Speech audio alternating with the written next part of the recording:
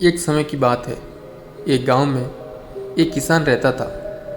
उसके पास खेती करने के लिए ढेर सारी ज़मीन होती है, लेकिन फिर भी वो काफ़ी सामान्य और गरीबी वाला जीवन जीता है। उसके गांव में एक काफ़ी बुद्धिमान व्यक्ति होता है। वो किसान उस व्यक्ति के पास जाता है और उससे कहता है कि मेरे पास ज़मीन तो ढेर सारी है, लेकिन फिर भी मैं गरीबी की वजह से परेशान हूँ। वो बुद्धिमान व्यक्ति उस किसान के साथ उसके घर जाता है तो देखता है कि उसके पास ज़मीन तो ढेर सारी थी, लेकिन फिर भी वो ज़मीन का इस्तेमाल नहीं कर रहा होता।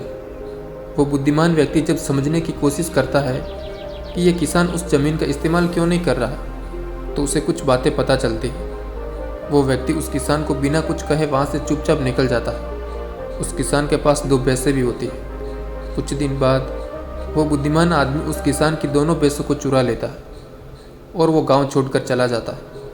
इस चोरी से उस किसान को बहुत दर्द होता है। साल बाद जब वो बुद्धिमान व्यक्ति उस गांव में वापस आता है तो वो देखता है कि वो किसान अब गांव का सबसे धनवान आदमी बन चुका होता है। परंतु सवाल ये है कि उस किसान के पास ऐसा क्या हुआ जो कुछ ही सालों में गरीबी से गांव का सबसे धनवान व्यक्ति बन गया। दोस्तों, उस किसान के पास ढेर सारी ज़मीन भी थी और साथ ही 2 भैंसें भी थी, और उन दोनों भैंसों की वजह से उसका गुजारा हो रहा था। यानी वो भैंसों का दूध बेचता और अपना घर चलाता।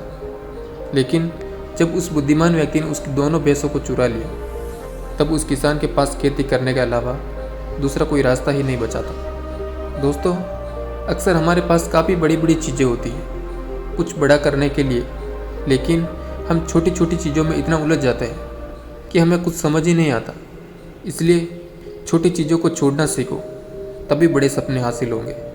दोस्तों, इस कहानी से मैं ये सीख लेते हैं कि हमारे जीवन में जो होता है वो अच्छे के लिए होता है। अगर उस किसान की 2 भैंसें चोरी नहीं होती तो वो किसान कभी खेती भी नहीं करता और वो गांव का सबसे धनवान व्यक्ति भी नहीं बनता।